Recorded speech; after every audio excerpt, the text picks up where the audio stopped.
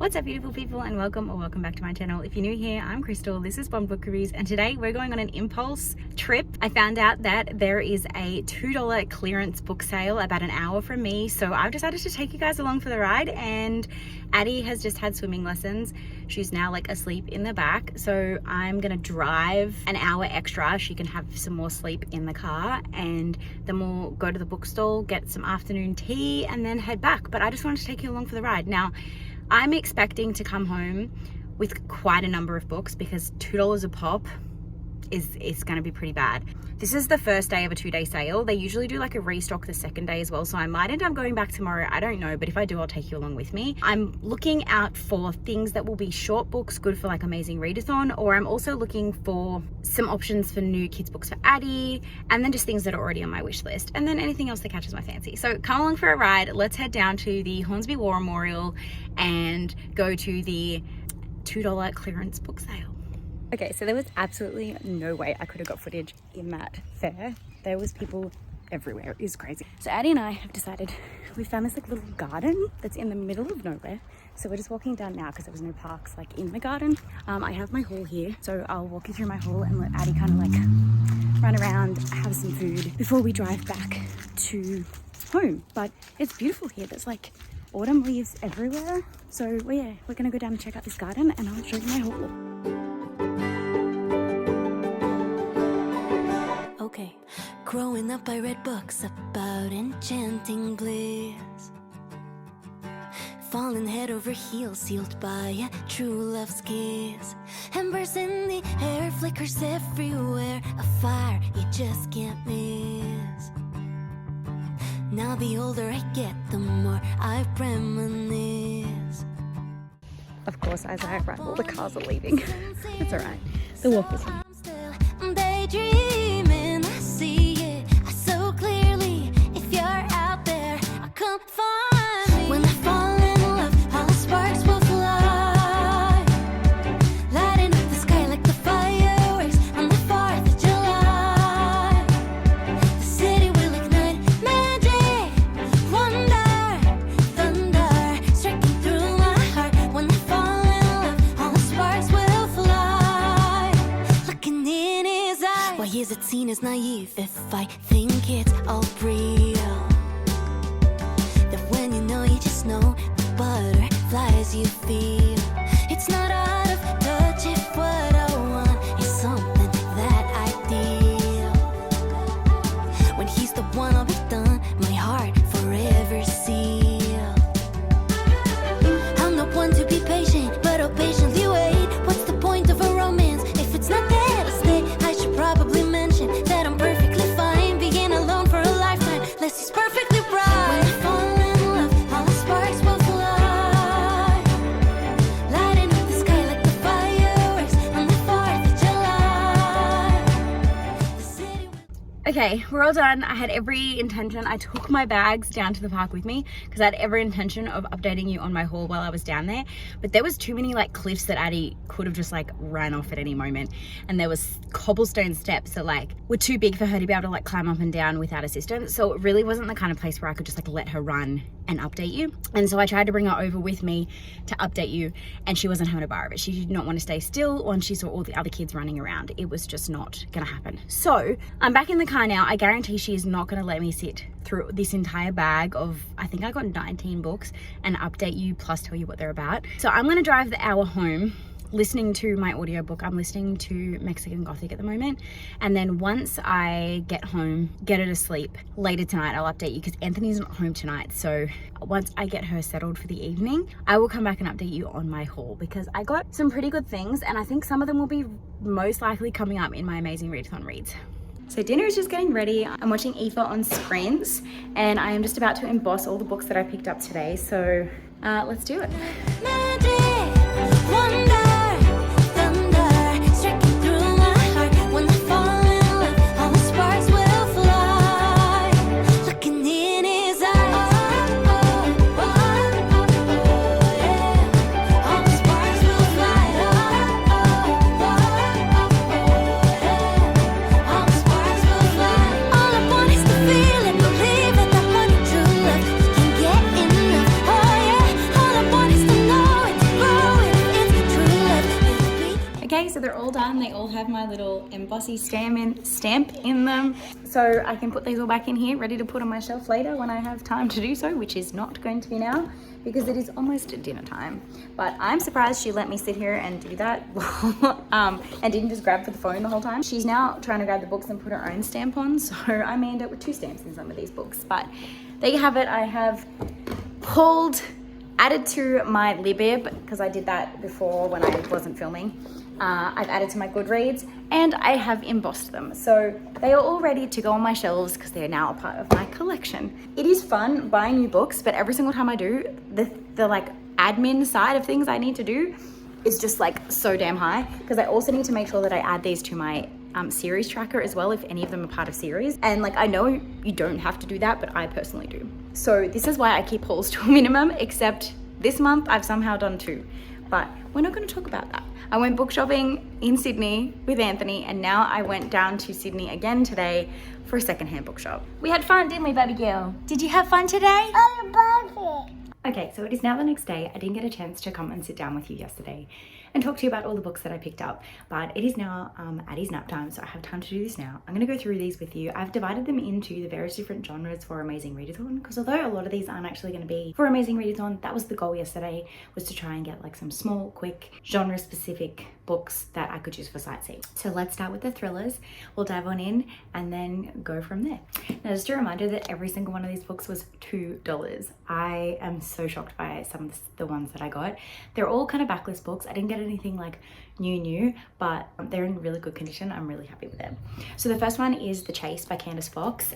This was actually released by Penguin a few years ago, and I was part of the people that were like asked to help design the cover. So it was really cool to see it like out in the wild, because I didn't actually have a personal copy myself. So I haven't read a Candace Fox, but after someone sold me Devil's Kitchen, and I was like,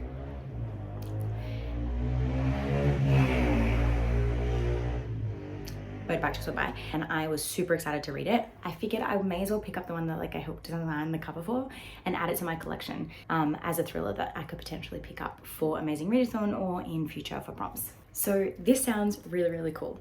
There is a man who is in prison and he's innocent, and him and 600 other people within the prison escape, and the biggest manhunt ever happens to try and chase down all of these criminals that have made it out of the prison. However, it actually gives him the opportunity to prove his innocence. So he has to try and prove his innocence while also on the like run. And I just think this sounds so like fast-paced and action-packed, and I'm just curious to see like how the other criminals, like if you see like their perspective, or how they somehow like help him prove his innocence, or they like do crazy things. It just sounds like a really like nail-biting, time-sensitive thriller, which usually does really well for me. So I'm thinking this is going to be a 5 stars.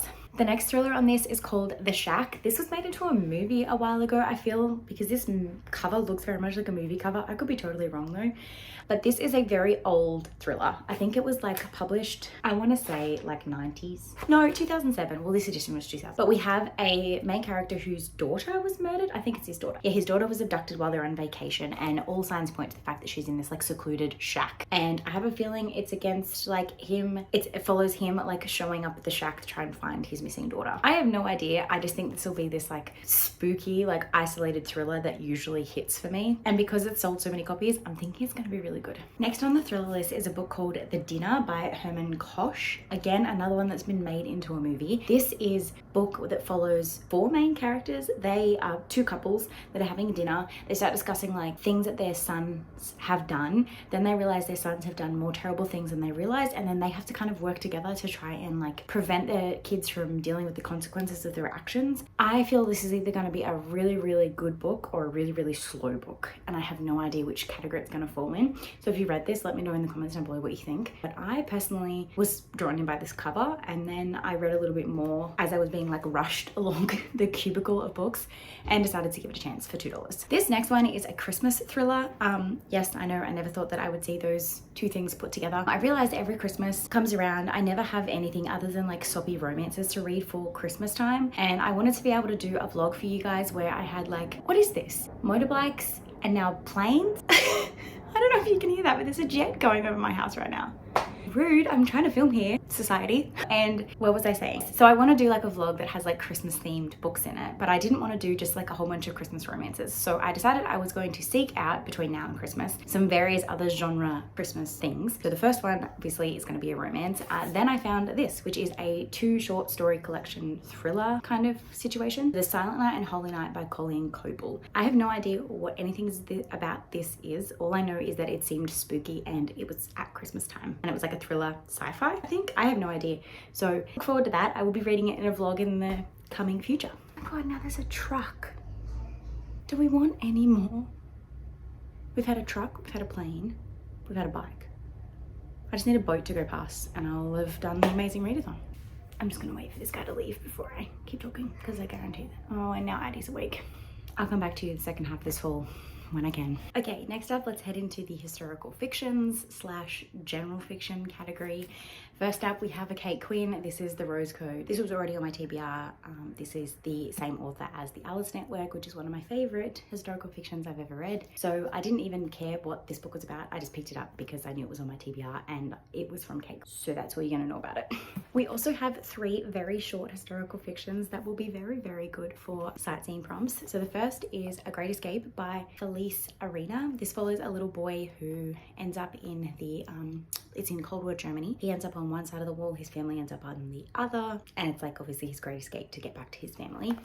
War Girls is a story of multiple different women within the war, the First World War, and how like it changed their lives and how they changed the war. So it's a non-fiction, but I just was super intrigued in this.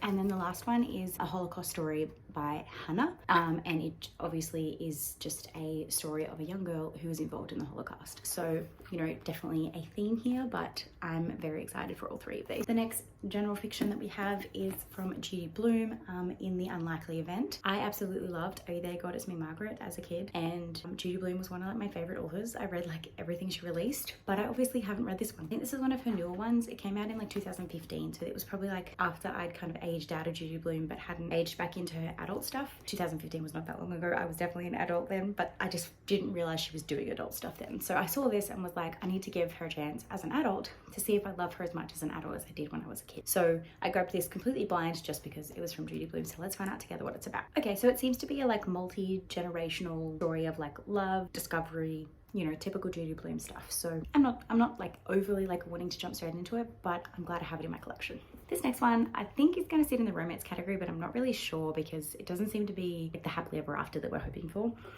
It is The Bit in Between by Claire Varley. It says here, writing a love story is a lot easier than living one. So this follows an author who is writing his next great novel, and he meets a woman in an airport, and then she impulsively decides to follow him to where he's going, and like he starts to write the novel, but then he's also trying to live the loved experience at the same time, and obviously there's all this stuff going on. So I don't know whether this is going to be good or not. It seemed like I bought it because of the cover, and then the more I read into it, the less it seems like my kind of tea, but I will try it. Other romances I picked up were Before by Anna Todd. This was just to complete the Before series, the After series, because I have the first 3 and this is book 5, and it was in pretty good condition, so I figured why not grab it while I had the chance. I picked up Starting from Scratch by Penelope Janu. I absolutely loved the last works that I read from Penelope Janu. It was one of my 5-star reads in like 2020, 2019, I kind of remember. So I figured it's another, you know, farm-based romance. I'm kind of in my cowboy era, so may as well give it a shot. I don't think it's going to be spicy or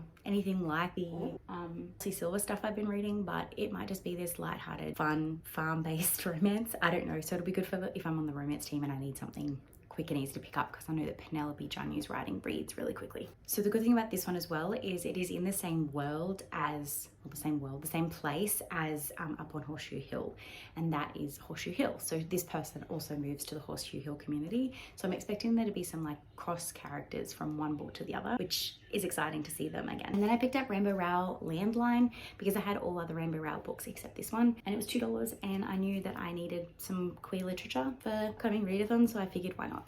Alright, so now let's go into the sci-fi and fantasy section. Starting off with sci-fi, we picked up one that was on my wish list, which is Armada by Ernest Cline. I absolutely loved Ready Player One, and this has been on my wish list for a really long time. Like, I'm talking about like 2 years, like since I read Ready Player One maybe. So when I saw it, I immediately like yanked it off the shelf. I know nothing about this other than it's from the author of Ready Player One and has a very similar experience. For those that love Ready Player One, you're meant to love Armada as well. So yeah, it was an instant auto buy. Then we have a middle grade sci-fi. I don't know if this is sci-fi or more dystopian.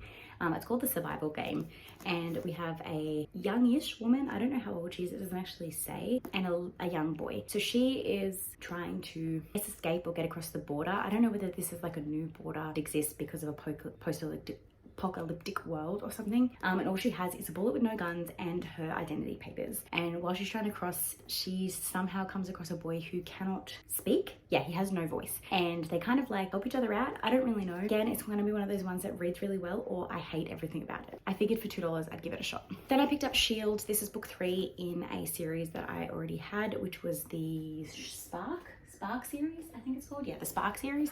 This is book 3, so I grabbed it because it was 20 cents, hence the little yellow tag, hence the little white tag. It was 20 cents, so I figured I'd need to complete the collection even though I haven't even read the first one. And then this one, I pulled this out, looked at the cover and was like instantly intrigued. I'm gonna put this a bit closer so you can get a bit more like view, but it's called Lagoon.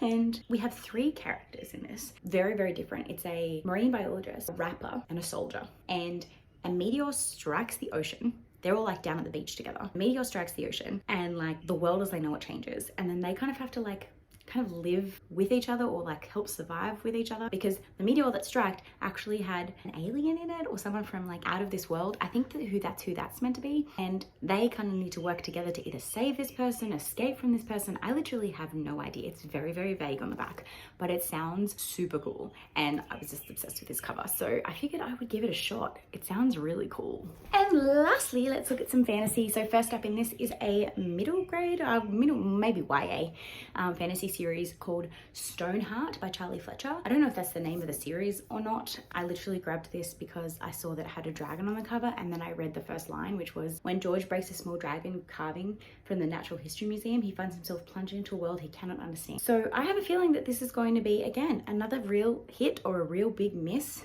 I had never heard of this at all. This is not a series that I had ever heard of, and I've heard of quite a lot of middle grade fantasies. So if you've heard of this, let me know what you think, and if you haven't, maybe we can read it together if you want to get yourself a copy, because it's just so different to like I want to read more books that like I haven't heard a lot of, so I figured that's why I pick it up. And then I was an idiot and I grabbed this. So this is Clariel by Garth Nix. I saw the name, I saw the cover, and I was like, cool, thinking it was first in a series, because it kind of implies that it's like the beginning of a story when you read the back. And I was so crammed in between people, I didn't have the time to like scan Goodreads and check.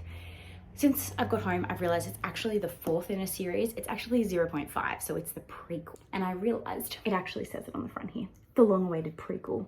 So I'm an idiot, but that's okay. So this is the prequel to a series, but it's technically the 4th book. So I wouldn't want to read it first. I'd probably want to read it 4th, like it was intended to be read. But the actual series sounds really good. So I'm going to now just try and start collecting it. So I need to get the first in the series, which is Sabriel by Garth Nix. So if anyone has a copy or want to get rid of in Australia, hit me up. That's it. They're the books that I got. I'm not going to try and pick up this stack because I will just create a huge mess. But thank you for coming along for my impulse shopping trip with me and Addie. I hope you had fun. And until next time, guys, make sure you give this video a big thumbs up. Subscribe if you haven't already to join this crazy fam. And have a great weekend. Bye.